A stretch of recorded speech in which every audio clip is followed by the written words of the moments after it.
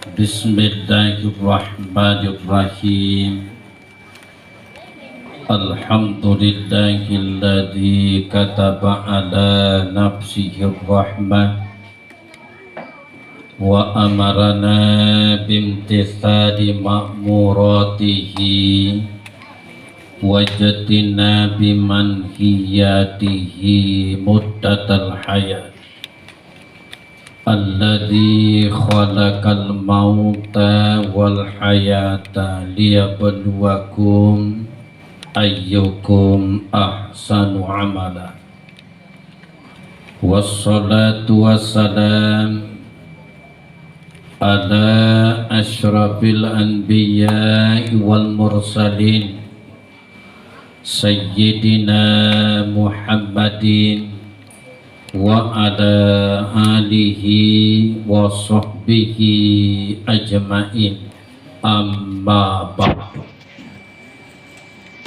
Qala Allah ta'ala fil Qur'anil azim, a'udzu billahi minasy syaithanir rajim, bismillahirrahmanirrahim.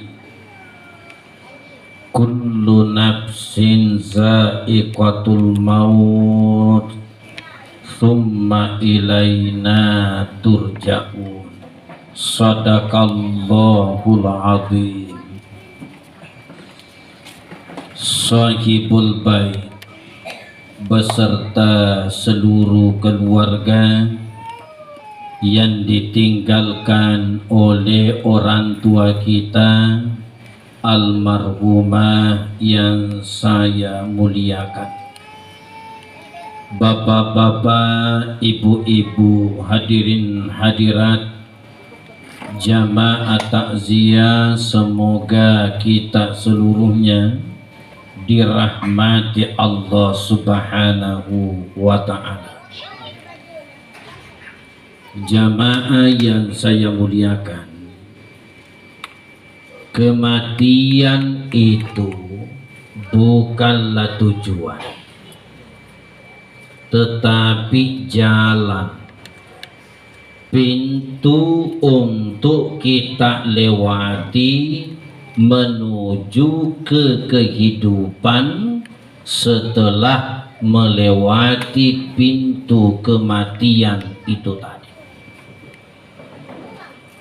Itulah hikmahnya kenapa di dalam surah Al-Mulk Tabarakan lebih dulu Allah sebutkan kematian baru kehidupan. Alladzi khalaqal mauta wal hayata. Tuhan yang telah menciptakan kematian dan kehidupan. Kenapa kematian lebih dulu yang disebutkan baru kehidupan? Bukankah yang kita alami dan jalani, orang hidup dulu baru mati? Itulah penjelasan Allah bahwa sesungguhnya itu kematian bukanlah itu yang menjadi tujuan. Yang tujuan itu adalah kehidupan setelah melewati pintu kematian itu tadi.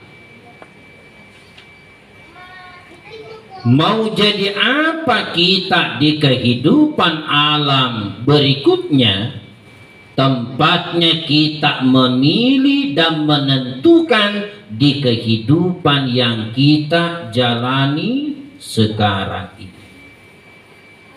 Makanya disinilah kita oleh Allah, di kehidupan inilah kita oleh Allah disuruh kumpulkan bekal. Wa tazawwadu fa inna khairaz zadi taqwa. Dan berbekallah kalian, dan sebaik-baik bekal kata Allah, at-taqwa adalah ketakwaan kepada Allah. dititipi kita oleh Allah umur bermacam-macam. Allah titipkan hambanya umur. Berapa angka pastinya nanti diketahui setelah habis. Sebelum habis itu umur tidak seorang pun yang tahu. Ibunda almarhumah kita sudah tahu. Tadi saya tanya orang tua kita, ibunda ini umur berapa? Kurang lebih 90 tahun. Kenapa kita bisa tahu? Karena umur itu sudah habis. Ketika disebut 90 tahun serta merta umumnya orang akan berkata luar biasa. 80 tahun orang masih bisa bilang luar biasa. Umur umat Rasulullah 60-70. Dititipi kita umur oleh Allah. Misalnya disebut 80, disebut 90, orang akan berkata luar biasa panjangnya. Sementara yang menjalaninya dia tidak akan rasakan sampai pada umur yang bersangkutan. Syekh Ibnu Athaillah itu dalam kitabnya Al-Hikam menjelaskan, yang merusak kita manusia, ketika berangkat dari perasaannya, tidak berangkat dari kenyataan. Yang merusak manusia ketika berangkat dari perasaan, tidak berangkat dari kenyataan. Maksudnya apa? Kalau berangkat dari perasaan, jamaah sekalian, kita itu selalu merasa muda. Karena kejadian puluhan tahun yang lalu sepertinya baru kemarin. Perasaan tak, padahal sudah puluhan tahun yang lalu. Saya selain ikatan dinas di Kementerian Agama, saya juga guru di pesantren.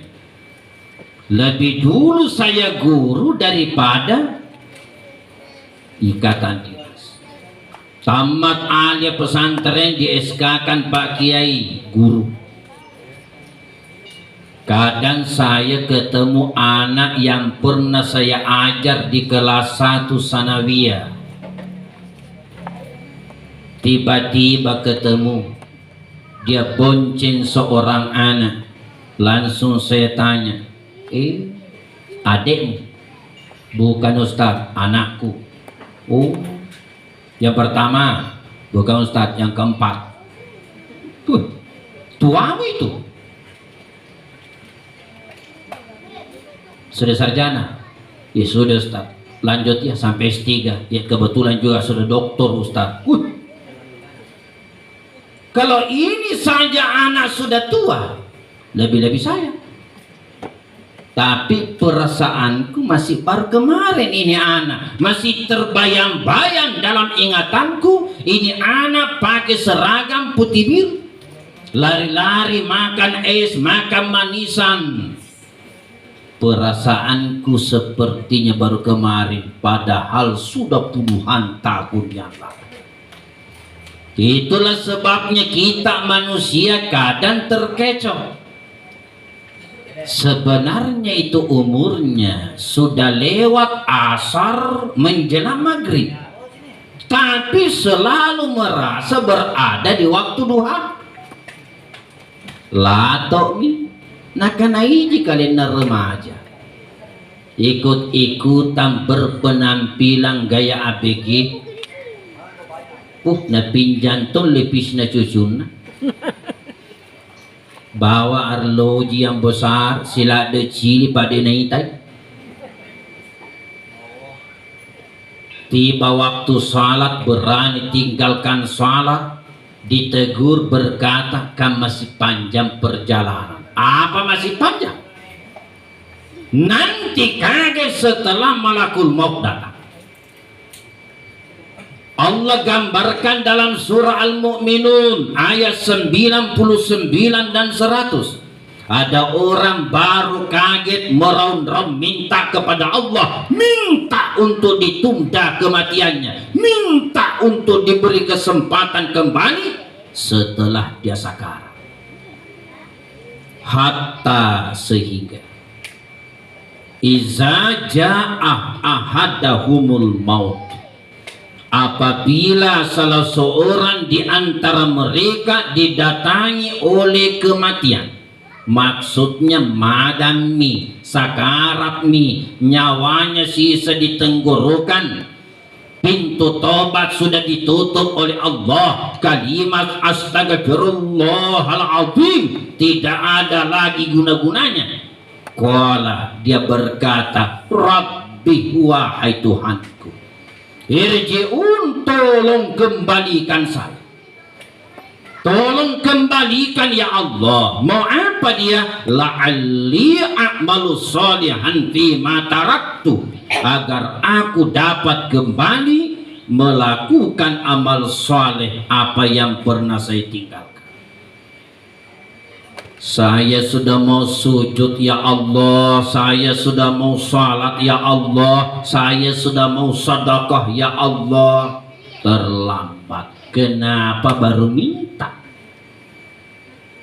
Sekian puluh tahun diberi kesempatan oleh Allah, habis itu kesempatan berlalu, itu umur tanpa digunakan untuk beribadah kepada Allah. Giliran sakarat baru minta mengajukan kepada Allah, pintu tobat sudah ditutup. Dan memang Nabi sudah pernah jelaskan bahwa tobat seorang hamba masih akan diterima Allah selama belum terjadi dua hal.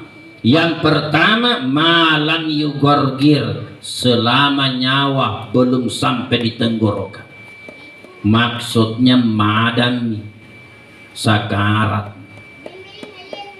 Yang kedua, malam yatlu isyamsu min maghribiha, selama matahari belum terbit dari sebelah barat, maksudnya dunia perjalanan menuju kiamat.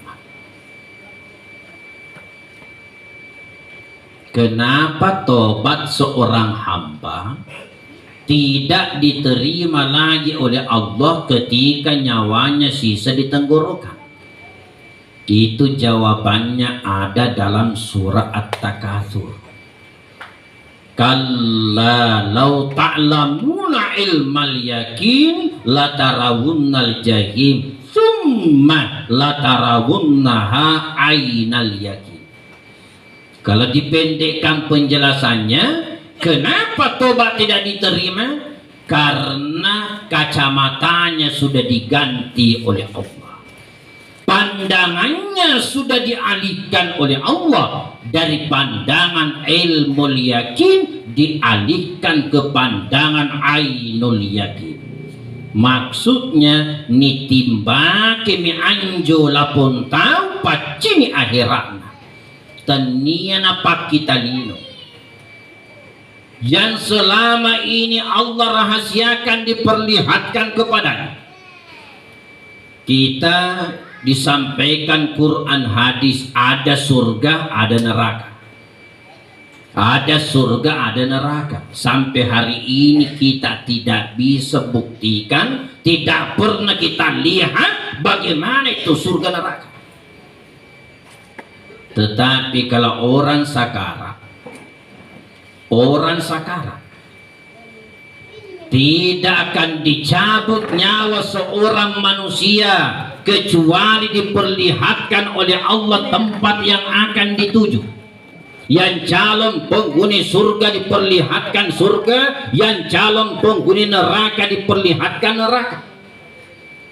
Nabi sampaikan, la yukhraju ruhul mu'mini hatta yura makanuhu fil jannah wala yukhraju ruhul kafiri hatta yurama. Sudah ada bukti-bukti yang diperlihatkan oleh Allah. Yang namanya iman, apa yang Allah sampaikan dalam Quran, apa yang Rasulullah sampaikan dalam sabdanya, masuk akal tidak masuk akal, tidak perlu diteliti.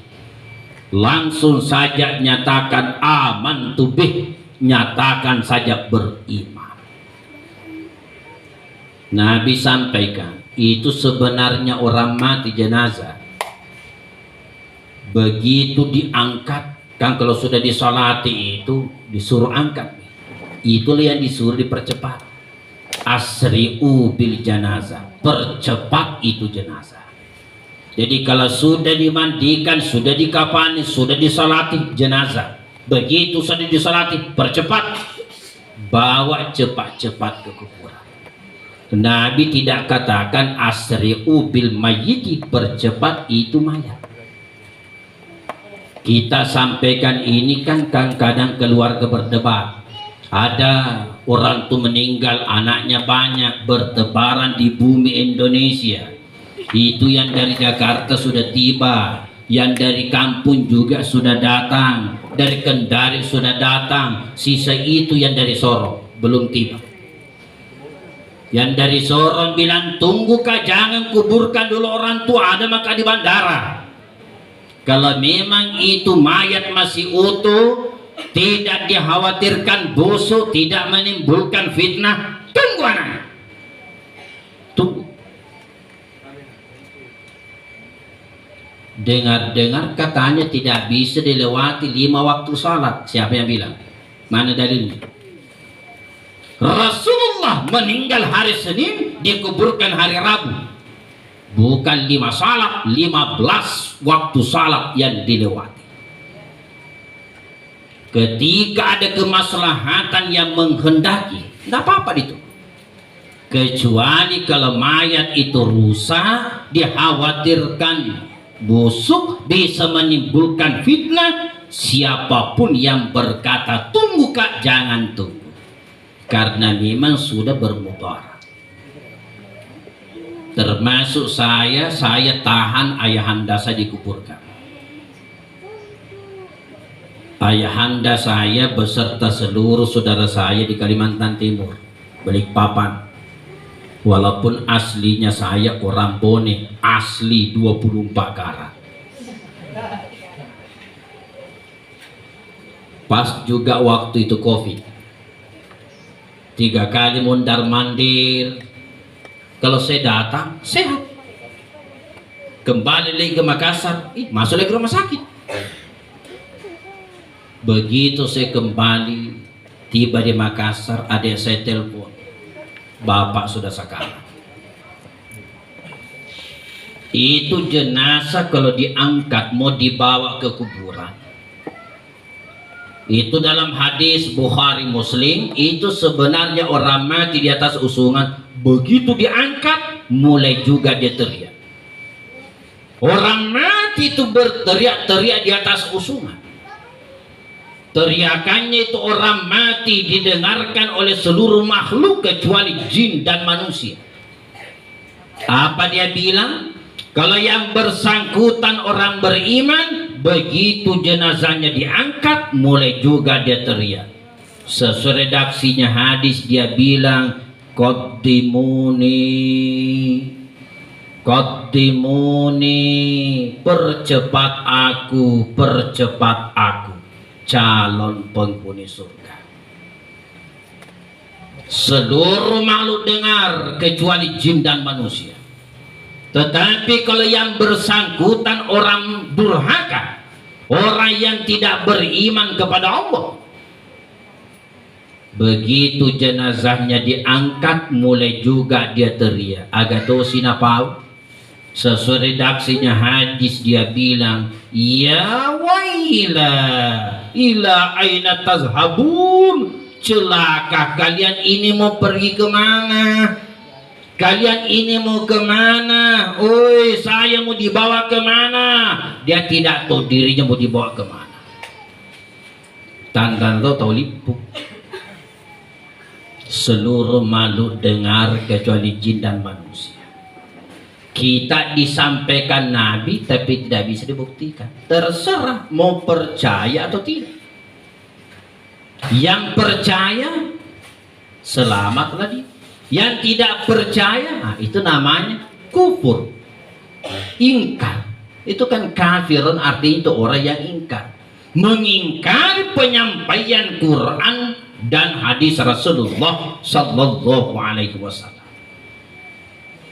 Akhirnya kita lewatilah pintu kematian, hadirlah kita di alam barzah, selesailah kita. Tidak bisa lagi berbuat apa-apa. Selama ini kita bisa salat, setelah di alam barzah tidak bisa lagi. Mau zakat sedekah tidak bisa lagi. Apa yang bisa dilakukan orang hidup untuk orang mati, khususnya keluarga, lebih khusus anak-anak. Satu di antaranya ad-doa, doakan dia. Orang mati itu Pak Bu tidak bisa lagi berdoa. Ada orang salah alamat titip pesan doa kepada orang mati. Pergi secara kubur, mapasan nih. Pawang kareng Allah Ta'ala nah. Punaan ne tahu ngelaku janjotan aku di panyingkulu ka. Makin engkau mati dipasang. Kita lah yang diperintahkan agama mendoakan dia. Doakan. Nabi banyak contoh-contoh yang diberikan mendoakan orang mati. Meninggal sahabatnya Abu Salamah radhiyallahu an, itu Nabi doakan, Allahumma ghafir li Abi Salamah warfa' darajatahu wafsah kabrahu wa nawwir kabrahu wahluhu fi aqibihi. Ya Allah, ampunilah dosa-dosanya Abu Salamah, angkat derajatnya, luaskan kuburannya, sinari kuburannya, gantikan yang lebih baik di belakangnya. Nabi doakan. Bahkan Rasulullah menjadi kebiasaan kalau sudah kuburkan jenazah, apabila tanahnya sudah diratakan, kuburannya sudah dirapikan, itu Nabi wakaf alaihi berdiri. Setelah berdiri berkata kepada seluruh sahabatnya yang hadir, istaghfiru li akhikum was'alu lahu at-tathbita fa innahu al-yus'al. Doakan ini saudaramu permohonan ampun kepada Allah. Doakan dia keteguhan hati kepada Allah, karena sesungguhnya sekarang ini dia sementara ditanya. Untuk apa disuruh doakan kalau tidak ada guna-gunanya? Menunjukkan doanya orang hidup masih bisa sampai dan berpengaruh kepada orang mati. Apalagi kalau yang doakan itu orang mati, putra dan putrinya, cucu-cucunya, cicitnya, menantunya. Bapak Ibu, kalau ada orang anaknya misalnya 5 dan semuanya sudah menikah, berarti anaknya itu 10. Anak kandung menantu kedudukan sama, orang tua mertua kedudukan sama. Bukan sunnah, wajib. Perintahnya kan langsung dalam Al-Quran, dalam surah Al-Isra, wa qul rabbirhamhuma kama rabbayani shaghir. Wa qul, katakanlah, bacalah, ucapkanlah, berdoalah. Itu fil amr, kata kerja bentuk perintah. Al aslu fil amrin lil wujub. Pada dasarnya itu perintah menunjukkan wajib. Jadi bagi seorang anak mendoakan orang tuanya itu hukumnya wajib. Bahkan lewat kita mendoakan orang tua, itu sebenarnya doa Allah mengingatkan kepada kita anak, betapa kita tidak pantas, tidak berbakti, berbuat baik kepada orang tua. akibis salawatil maktubah, di setiap selesai kita melaksanakan salat fardu, kita berdoa, Rabbi ghafirli wali walidayya warhamhuma kama rabbayani shaghira. Rabb kalala peruruntuk na catat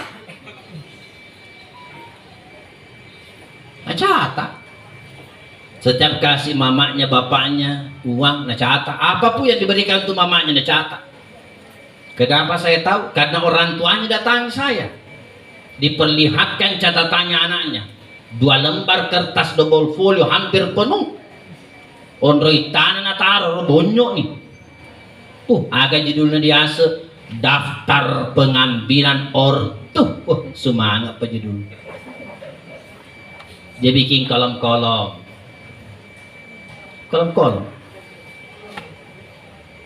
Terbayang-bayang dalam ingatan saya. Kalau nomor 1 nomor. Kalau nomor 2 hari, tanggal, bulan, tahun. Kalau nomor 3 jenis. Kalau nomor berikutnya harga dalam kurung RP. Kalau terakhir keterangan. Yang sempat saya ingat ada di situ, belikan mama beras 1 karung dalam kurun 25 kg RP walaupun ini harganya. Belikan mama minyak gosok cak tahun RP 9.500. Antar bapak ke puskesmas, bayarkan bapak taksi. Cak mana? Itu kertasnya Pak. Saya mohon izin Pak, biar saya kasih begini kertasnya nata. Saya kasih jadi bentuk onde-onde. Saya bilang kepada bapak ibunya, Pak, seandainya kertasku kasih masuk di mulutnya. Dasar anak kurang ajar. Tega-teganya ibu bapakmu kamu hitung-hitung, setetes air susu ibumu tidak bisa kamu lunasi. Riwayat yang disampaikan Umar bin Khattab radhiyallahu anhu, andai kata seorang anak dia gendong ibu kandungnya jalan kaki dari kampung halamannya menuju ke tanah suci Mekah untuk haji, pergi pulang, setetes air susu ibumu tidak bisa kamu lunasi. Setetes, mungkin 2 tahun menyusu. Walaupun itu perumpamaan tidak masuk akal. Siapa bisa gendong ibu kandung dari jalan Sunu menuju tanah suci Mekah? Tidak usah Mekah untuk haji, gendong ibu kandung dari jalan Sunu ke asrama haji, ke Tomah Hajina PP. Tapi kenapa Nabi tunjukkan tempat termulia Makkahul Mukarram, tujuan termulia haji? Bentuk penjelasan betapa sakralnya itu kedudukan orang tua. Itu di kantor KUA selalu kita ingatkan anak-anak kita. Nah, mau keluarga sakinah atau sakinah? Maksudnya Pak, dengar apa? Mau keluarga sakinah atau sakinah? Sakinah Pak. Pondasi pertama, bahagiakan orang tuamu. Jangan pernah lupa jasa pengorbanan orang tua. Bahkan petunjuk Nabi, jadikan kebiasaan suka memberi kepada orang tua. Dalam hadis sahih, siapa anak yang selalu berpikir, berniat, bercita-cita untuk memberi kepada orang tuanya, maka Allah akan melapangkan rezekinya. Tapi siapa anak yang selalu berpikir, apa lagi yang bisa saya ambil dari orang tuaku, maka Allah akan sempitkan rezekinya. Ada orang Pak begitu. Ada temanku, alamannya di dunia karena masih hidup. Dampeng bapak, dampeng emak di upah kuping. Jangan bilang tidak begitu maksudnya, mah beli-beli senang. Jangan luka hati. Kenapa bisa? Cermati hadis ini. Ridallah fi ridal walidain wa suhtullah fi suhtil walidain. Reda Allah tergantung reda orang tua. Murka Allah tergantung kebencian orang tua. Dalam arti kalau orang tua kita reda kepada kita, berarti Allah juga reda. Tapi kalau orang tua kita benci kepada kita, Allah juga benci, karena Allah gantungkan reda dan murkanya kepada orang tua.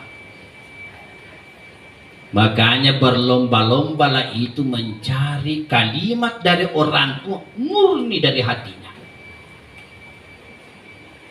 Anak kalau ingin memberi kepada orang tua, jangan balik kanan kiri ke depan, jangan kanan kiri. Maksudnya itu kakakku dapat juga memberi, jangan tangga ya roh. Itu lagi adikku juga dapat, tenuru sama ya roh. Kamu berlomba.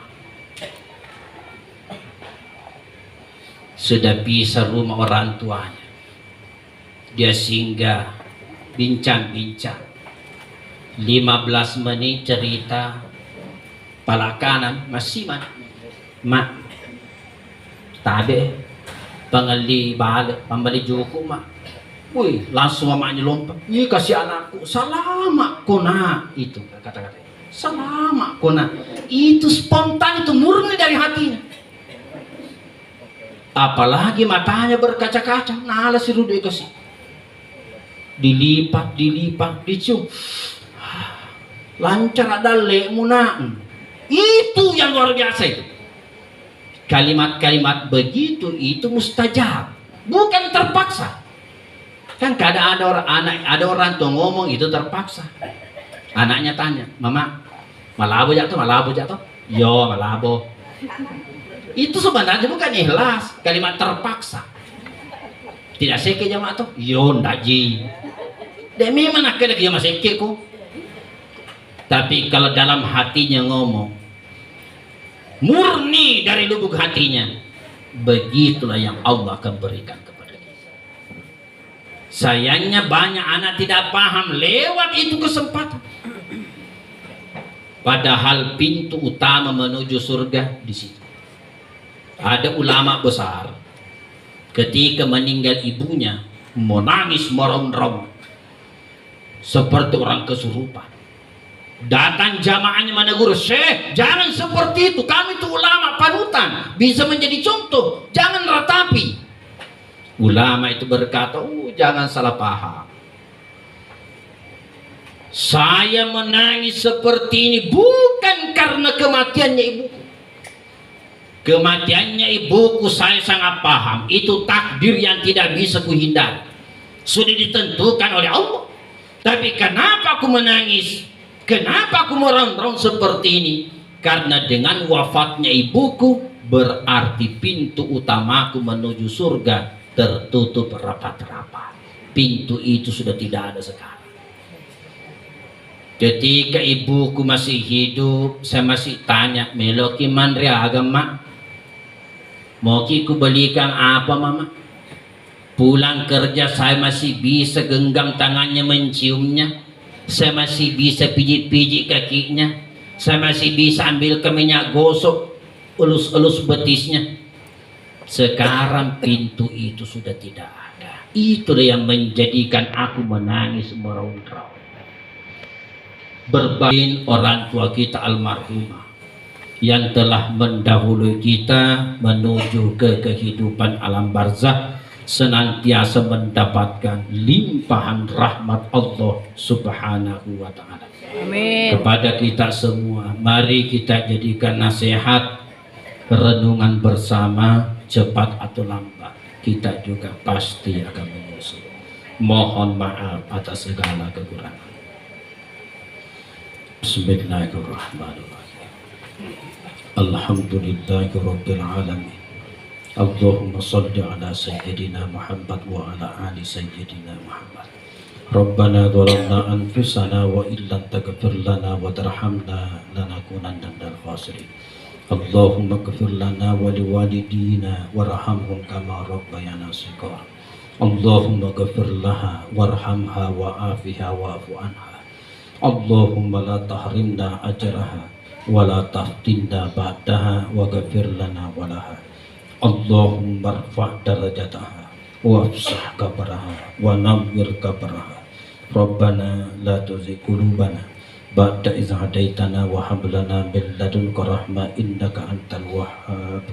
Rabbana atina fid dunya hasanah wa fil akhirati hasanah wa qina adzabannar. Wa sallallahu ala sayyidina Muhammadin walhamdulillahi rabbil alamin. Al-Fatihah. Amin. Wallahu muwaffiq ila aqwamit thoriq. Assalamualaikum warahmatullahi wabarakatuh. Waalaikumsalam warahmatullahi wabarakatuh. Alhamdulillah telah kita mendengarkan bersama-sama tausiah pada malam hari ini yang dibawakan oleh Al-Ustaz Dr. Hari-Hari, dan kami mengundang kembali kepada Bapak, Ibu, dan